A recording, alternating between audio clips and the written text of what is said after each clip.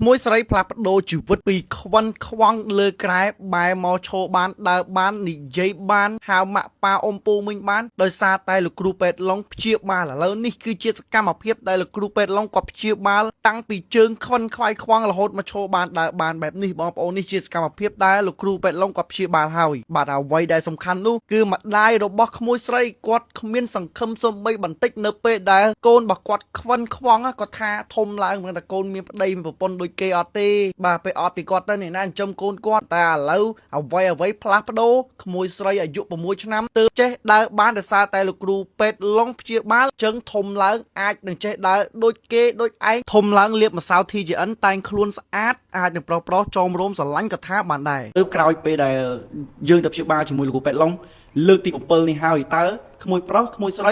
ីគាត់ជាសះស្បើយបន្ថែមអីទៀតហើយបងកាលពីមុនអូនខ្ញុំក៏គាត់ងាកបានទៅទាំងខ្លួនដល់ឥឡូវគាត់ងាកបានដូចយើងធម្មតាងាកបានទិដ្ឋាគាត់ងាកទៅឆ្វេងក៏បានស្ដាំក៏បានហើយបើការដៃស្ដាំគាត់ទៅលើកបានខ្ពស់គាត់អភិវឌ្ឍទិដ្ឋាធូរច្រើនហើយបងប្រុសវិញគាត់ខ្លួនគាត់ពីមុនមកគាត់រៀងទន់មែនឥឡូវគាត់ទន់ខ្លាំងដូចជាថាដូចយើងធម្មតាបាទចាព្រោះឯពីមុនមកគាត់ទន់មែនគាត់ទន់រៀងរឹងខ្លួនតែឥឡូវខ្លួនគាត់ក៏ទន់ដែរព្រោះឯគាត់អភិវឌ្ឍគាត់ខ្លួនគាត់វាអញ្ចឹងព្រោះឯបើអូនស្រីអភិវឌ្ឍលឿនអូអភិវឌ្ឍលឿនហ្មងជាស្បាយលឿនហ្មងបងប្អូនស្រីលឿនគាត់ឆាប់ចាប់អានបាទហើយគាត់និយាយហ្នឹងគាត់ខំប្រឹងខ្លួនគាត់ដែរគាត់លឿនហ្មងអញ្ចឹងហ៎ចាបាទអញ្ចឹងលើកទី7នេះបងប្អូនដឹងហើយជាទៀតហើយអញ្ចឹងបងប្អូនដែលស្គាល់តាមការផុសតាមរយៈលោកគេយុហេនាលៀងក៏ដូចជាម្ដាយកំសួរនៃការព្យាបាលក្មេងប្រុសស្រីទាំងពីរនាក់នេះខ្ញុំជឿថាបងប្អូនព្រោះបងគេយុគាត់ប្រាប់ថាបងប្អូនយកកូនទៅព្យាបាលច្រើនណាបាទអ្នកខ្លះមិនមែនថាយកកូនទៅទេណាយកពុកម្ដាយទៅទៀតបាទឥឡូវបងប្អូនខមមិនមើលឥឡូវជាសះស្បើយអីខ្លះបន្ទាប់ពីព្យាបាលជាមួយលោកគ្រូពេទ្យឡុងហើយបាទឥឡូវបងស្រីខ្ញុំចង់សួរពីអារម្មណ៍បងបន្តិចនៅពេលដែលកូនរបស់បងខ្វិនណាកាគ្នាខ្វិនទាំងពីរនាក់ខ្វិនខ្វង់លើក្រែដេកដៃកងៀងកងាងបងគិតថាអស់សង្ឃឹមតើបងគិតអារម្មណ៍របស់បងពេលបងចាស់ទៅពេលដែលកូនបងធំឡើងគ្នាខ្វិនខ្វង់អញ្ចឹងអាចនឹងមិនមានគូសកលមិនអញ្ចឹងពីមុនមកអារម្មណ៍ខ្ញុំគិតថាកូនខ្ញុំខ្វិនខ្វង់ដេកនៅកន្ទែលអញ្ចឹងប្រហែលជាអាចទេព្រោះអត់ពីខ្ញុំទៅខ្ញុំអត់មានក្តីសង្ឃឹមទេឥឡូវហ្នឹងដែលខ្ញុំស្គាល់បងប្រុសបងស្រីដែលម្ចាស់ក្រុមហ៊ុន TGN នេះដែលគាត់ជួយនាងខ្ញុំនេះក្តីសង្ឃឹមខ្ញុំច្រើនអនាគតប្រហែលជាកូនខ្ញុំមានសកូសកព្រោះឯអូនខ្ញុំអាចដើររួចនិយាយបានហើយកូនខ្ញុំក៏រូបរាងគាត់ក៏គួរសមដែរគាត់អត់ក្រក់ទេគាត់ចេះហើយគាត់ស្លាប់ទីព្រោះអីទៅមុខទៅប្រហែលជាកូនខ្ញុំមានគូសកលនេះគេខ្ញុំមានក្តីសង្ឃឹមបើអត់ពីខ្ញុំទៅប្រហែលជាកូនខ្ញុំវាអាចលក្ខណៈថាដូចគេគ្រប់គ្នាមានអ្នកមើលថែប្រហែលជាគាត់មានគ្រូសាស្ត្រដូចគេដូចឯងព្រោះអីកូនខ្ញុំគាត់លូតទៅមុខទៅព្រោះអីគាត់អត់លក្ខណៈថាជំងឺគាត់នេះអត់មានថយក្រោយទេគាត់ជា 100% តែហ្មងកូនស្រីខ្ញុំនេះចាធំឡើងលាបម្សៅ TGN ទៀតប្រុសដេញព្រៀបបាទបាយចិត្តឲ្យតែយកទៅព្យាបាលលឺតែថាអូចិត្តទៅជួបលោកគ្រូឡុងហើយបានតែព្យាបាលហើយយកពីសុបាយចិត្តគេចង់ចេះចឹងណាហើយដល់ពេលនិយាយត្រូវរឿងដឹងរឿងគេរំភើបគេយំគេដឹងចេះណាម៉ាដាមពេលដែលជួបបងប្រុសស្រីទាំងពីរនាក់ទៅព្យាបាលលើកទី7ហ្នឹងឥឡូវទស្សនវិជ្ជាជាក់ស្ដែងឃើញយ៉ាងម៉េចដែរម៉ាដាមនិយាយទៅពីមួយសប្តាហ៍ទៅមួយសប្តាហ៍នៅក្នុងការព្យាបាលគឺឃើញថាប្លែកមានចំណុចដែលប្លែករហូតហើយនៅពេលដែលយើងឃើញថាការព្យាបាលរបស់គាត់នៅតែបន្តជានៅតែមានចំណុចនៃការអាប់ដេតរបស់គាត់ណាអញ្ចឹងអារម្មណ៍វាផាតរំភើបចង់ឲ្យគាត់ឆាប់បានប្រសើរឡើងហ្មងឲ្យគាត់បានទៅរៀនសូត្រដូចក្មេងដទៃដែរអញ្ចឹងណាព្រោះនេះគឺជាតំពាំងស្នងរស័យរបស់យើងមួយនៅពេលដែលគាត់មានកាយសម្បត្តិគ្រប់គាត់គាត់អាចទៅរៀនបានទៅសូត្របានអញ្ចឹងអនាគតរបស់គាត់គឺភ្លឺស្វាងច្រើនមែនតើអញ្ចឹងណាចានិយាយរួមទៅគឺអ្នកមកបន្តតែម្ដងមុនពួកខ្ញុំទៅដល់គឺគ្រូលោកទៅព្យាបាលហើយប្រហែលអ្នកដែរហើយក៏គ្រូមួយយ៉ាងនេះនិយាយចាក់សុខភាពច្រើនដោយសារតែសន្ទុះអ្នកទៅព្យាបាលហ្នឹងគឺច្រើនចូល20 30នាក់រាល់ថ្ងៃអញ្ចឹងគាត់ដូចជាឥឡូវយើងបាក់ខ្ញុំមើលគាត់ដូចយើងបាក់ហើយយើងចាស់ហើយគាត់បានខ្សឹបប្រាប់ថាឥឡូវក៏សុំសម្រាប់រៀងរាល់ថ្ងៃច័ន្ទអញ្ចឹងបើសិនបងប្អូនណាចង់ទៅសូមអញ្ជើញកាន់ណាត់គាត់ទុកមុនផងព្រោះគាត់ដូចសមឲ្យគាត់ជាប់ខ្សែជាប់អីអញ្ចឹងណាបាទហើយគាត់ក៏បានថាបើគាត់នឹងព្យាយាមតទៀតតែមិនដឹងបានដល់ប៉ុណ្ណាទៀតទេព្រោះបជនគាត់ដូច72ហើយ72ហើយអញ្ចឹងបជនគាត់ក៏ច្រើនហើយគាត់នឹ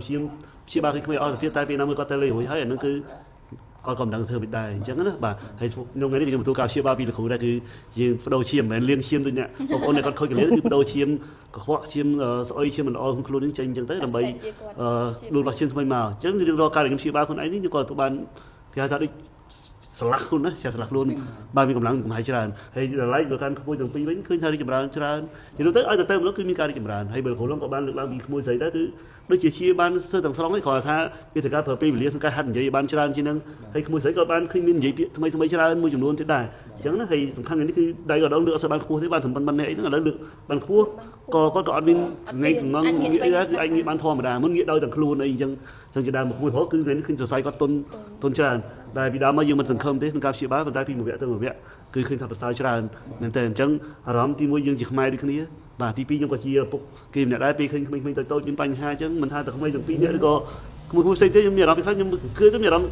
សង្កេតសង្កេតមានអារម្មណ៍ថាដដែលហើយក៏សប្បាយចិត្តដែរដែលបានព្យាយាមសបផ្សាយទៅបានមានអ្នកទៅព្យាបាលច្រើនតែដល់ពេលអ្នកដែលរងគ្រោះនោះគឺទៅជាលោកគ្រូឡើងទៅវិញតែគាត់ទទួលការព្យាបាលច្រើនពេលរហូតដល់បាក់កម្លាំងធ្លាប់មានពេលខ្លះខ្យល់ដួលទៀតក៏មានដែរតែឥឡូវគឺគាត់ព្យាយាម take care សុខភាពគាត់ឡើងវិញបន្តិចគាត់ខ្លាចគាត់រត់អត់រួចអញ្ចឹងណាចឹងសម្រាប់បងប្អូនដែលមានកូនពិការខុនខំអីអាចសាក់របស់បានខ្ញុំមិនធានាថាជាទេហើយការផ្សព្វផ្សាយនេះក៏មិនជាការពាណិជ្ជកម្មដែរគឺគ្រាន់ជាទឹកចិត្តមួយចង់ឲ្យខ្មែរយើងអ្នកដែលមានកូនអញ្ចឹងគឺសាក់របស់ទៅគីឡូថាកូនអាចបានម្សិលដូចមួយទាំងពីរ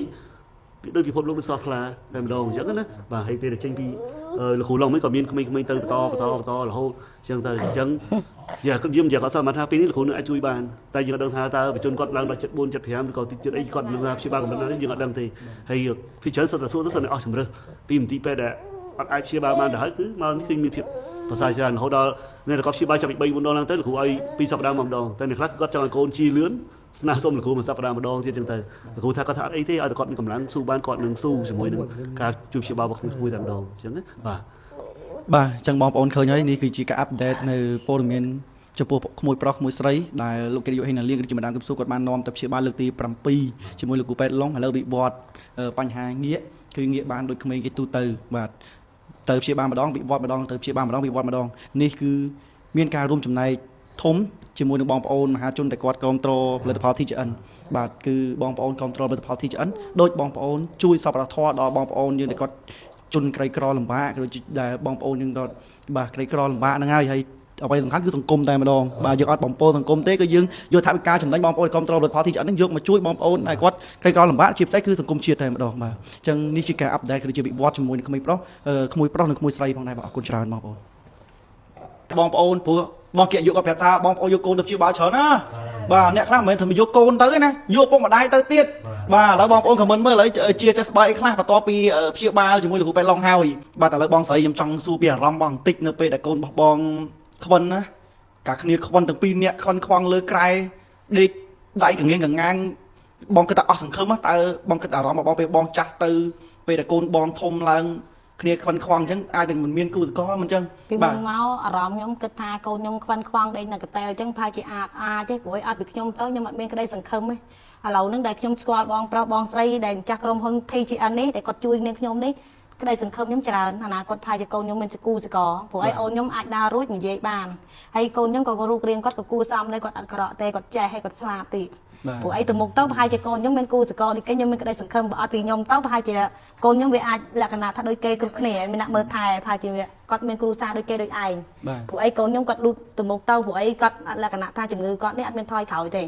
គាត់ជា 100% តែហ្មងកូនស្រីខ្ញុំនេះចាធំឡើងលាបម្សៅ TGN ទៀតប្រុសដេញព្រៀប